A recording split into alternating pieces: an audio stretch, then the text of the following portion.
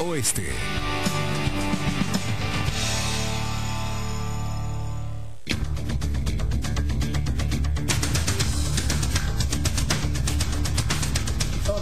Este Oeste, conversando un poco acerca de un análisis, un poco del primer año de gobierno, pero empezando a voltear a ver hacia adelante. Y cerrábamos un poco hablando de esa falta de liderazgo en sí, doctor Pérez Molina, haciendo la salvedad de que no ha tenido el desgaste. Y es algo curioso, porque lo mismo pasó con Álvaro Colom. Cuando uno veía las encuestas, Álvaro Colom salía relativamente bien aceptado por la población. Su gobierno se veía mal, pero Álvaro Colom en lo personal no tenía una mala imagen, incluso al final de los 4 años de gobierno. Nunca confrontó, nunca peleó. Otto Pérez Molina sí ha tenido algunas confrontaciones, ha tenido que asumir algunos roles, pero teníamos que poder comprender también que hay una diferencia de cómo era percibido en el área rural a cómo era percibido en el área urbana y las exigencias diferentes que hay de cada uno de esos territorios. Pero yo también quería agregar un poco un tema adicional. Se empieza a ver ya un poco una transición generacional. Mencionábamos algunos de los ministros. El mismo Alejandro Sinibaldi en Comunicaciones, la misma ministra de Educación. Varios de los ministros son ya de una siguiente generación, no son de la generación del presidente, son la mayoría de ellos menores de 50 años, la mayoría de los ministros. Empieza a haber una transición porque todos los presidentes que hemos tenido en la era democrática tienen hoy por hoy de 50 años para arriba, son de esa generación. Hoy, en este momento, tenemos ya muchos ministros o viceministros que son de entre 25 y 40 años. En esa siguiente etapa. Yo diría que los presidentes arriba de los 60, Quique. Pero te decía, además, para poner un parámetro como mínimo, son todos de la generación que hoy tiene 50 años, que en Estados Unidos se llamaría la generación del baby boom, que son los que nacieron antes del 60, 62, por ahí. Pero ya hay ministros y viceministros y altos puestos en diferentes unidades, ya hay actores mucho más jóvenes participando activamente. ¿Cómo ven ese proceso, esa transición que se está dando? Incluso en el sector empresarial y otros sectores, pero hablamos del sector político. A nivel político, yo creo que la transición que se está dando es una transición muy complicada y muy negativa para el sistema. En primer lugar, esta nueva generación de los cuarentañeros que se evidenció desde la elección 2011, pero que ya van a ser quienes monopolizan las papaletas a partir del 2015, es una generación que no trae los resabios ideológicos de los años 70, 80, principios de los 90. Es más, se compraron aquel discurso que decía el país ya no está para ideologías. Entonces, hoy llegamos a un punto donde tenemos una pletora de liderazgos políticos que no tienen un sustento programático de qué es lo que quieren ir a hacer. Entonces, hoy por hoy vemos que a los partidos los podemos ubicar dentro de un mismo bolsón, sin mayor distinción ideológica, salvo un par de casos muy concretos de la izquierda. Y al final esto lo que nos da es que lo que mueve a los partidos políticos hoy no es un plan de a dónde quiero llevar al Estado, sino un plan que es lo que quiero yo hacer con el Estado. Y eso termina siendo lo mismo.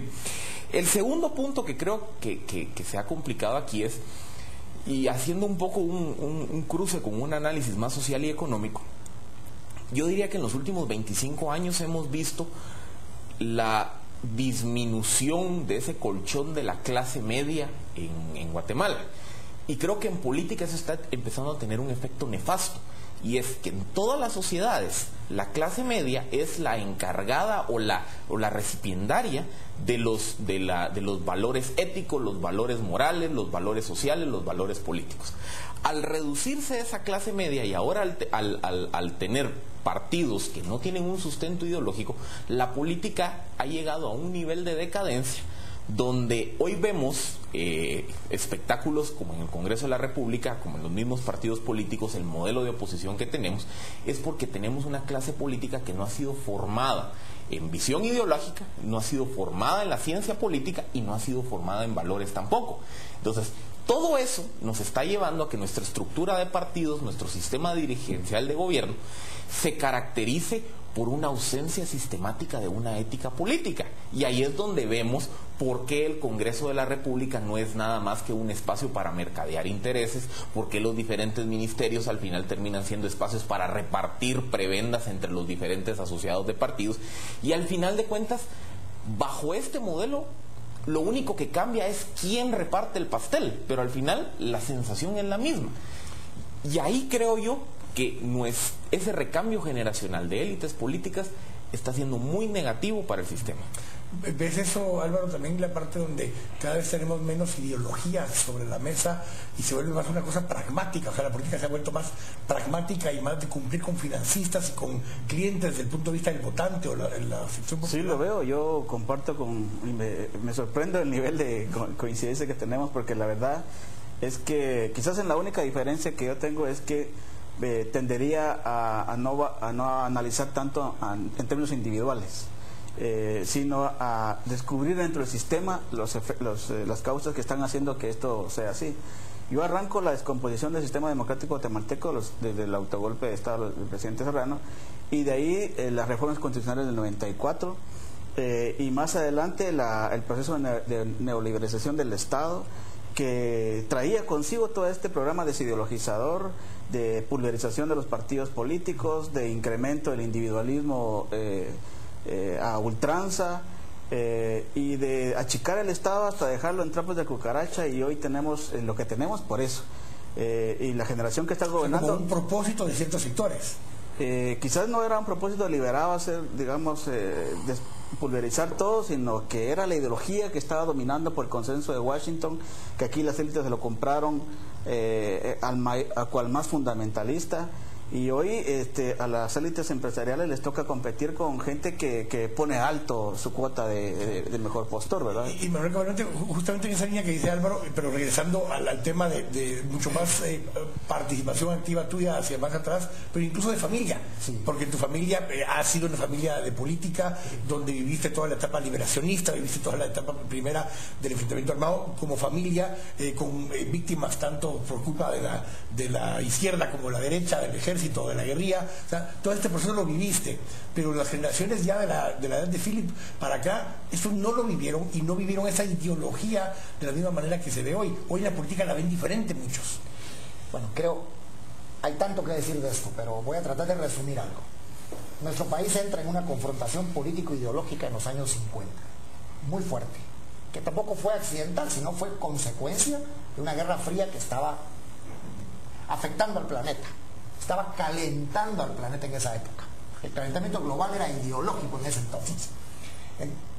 Los que nacimos en los años 50, en los años 70 éramos jóvenes y no podíamos expresarnos.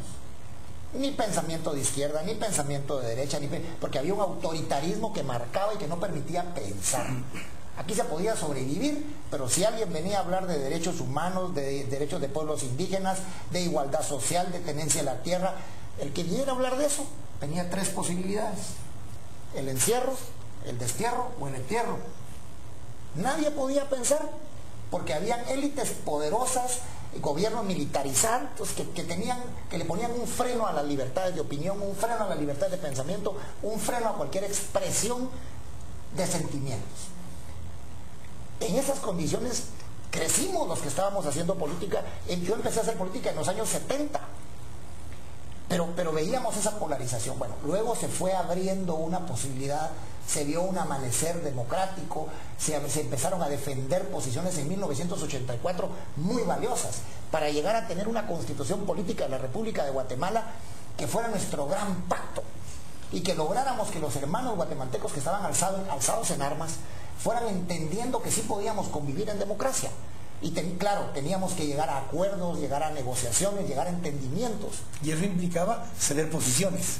Fíjate que más que ceder, implicaba acordar, porque sencillamente queríamos lo mismo, expresado con distintos lenguajes.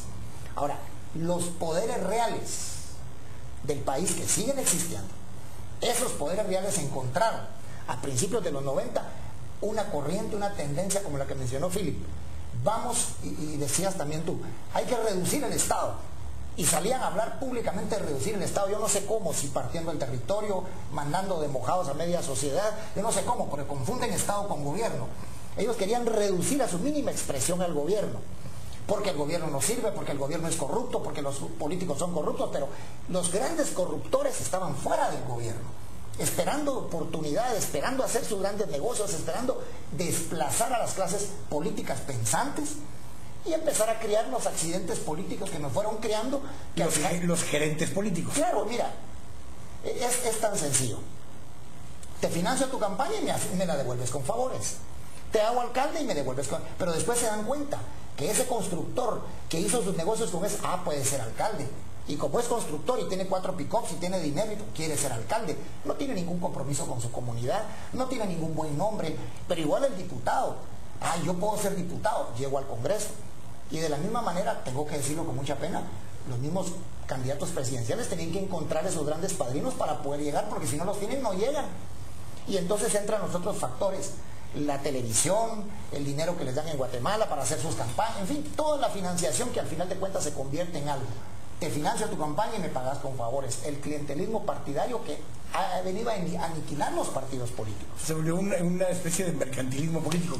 Lo más triste de esto es que, aunque ya sabemos que eso está ocurriendo y todo el mundo lo sabe, hay una reforma electoral allí que está pendiente y que el mayor obstáculo en este momento es el Partido Patriota. El que mayor está demostrando que hay una corrupción, que persiste la corrupción y sigue certificando que el sistema está corrupto, es el gobierno actual. Y la bancada del partido oficial lo que está haciendo es dinamitar la reforma electoral y haciendo que se quede todo el sistema tal como está. Hay una cosa que ahorita mencionaba Manuel. Él habla de los factores de poder. Cuando vemos un poco el análisis de los factores de poder a finales de los 80, era el sector privado, la Iglesia Católica, el Ejército de Guatemala y las élites políticas. La embajada. Esos 4 factores de poder han mutado. Y hoy vemos que realmente quien reparte el queso en este país ya no necesariamente son esos 4 actores. Vemos cómo el ejército políticamente ha sido destruido. Vemos cómo la Iglesia Católica ya no es un actor relevante dentro de los procesos de toma de decisión. Las élites políticas pues ya vimos que hoy están subordinadas a otros intereses.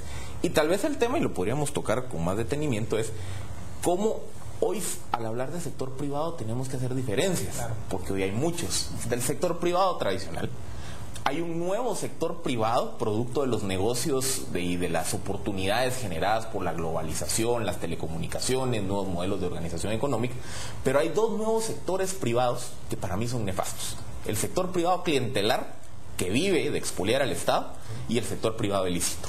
Justamente vamos a hablar de eso, vamos a profundizar en esos actores de poder en el siguiente segmento, para desmenuzarlo un poco y en función de eso ver para adelante, qué es lo que eso nos implica para adelante. Vamos al corte, estamos acá en este oeste.